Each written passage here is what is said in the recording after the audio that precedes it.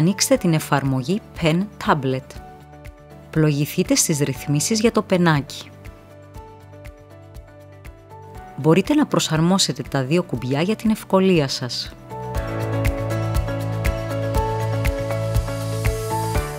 Πλοηγηθείτε στις ρυθμίσεις για τα κουμπιά συντόμευσης.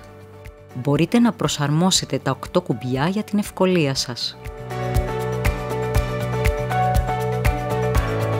Πλοηγηθείτε στις ρυθμίσεις για τη μηχανική ρόδα επιφάνεια αφής. Μπορείτε να προσαρμόσετε και τα δύο για την ευκολία σας.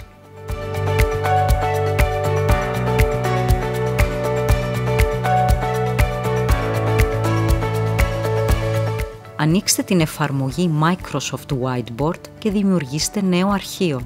Επιλέξτε ανάμεσα σε μια τεράστια γκάμα από templates.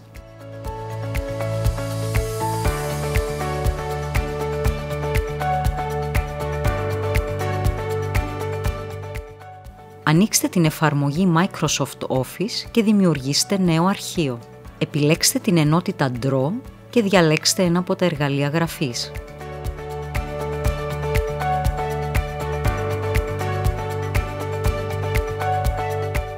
Ανοίξτε την εφαρμογή Microsoft PowerPoint και δημιουργήστε νέο αρχείο. Επιλέξτε την ενότητα Draw και διαλέξτε ένα από τα εργαλεία γραφής.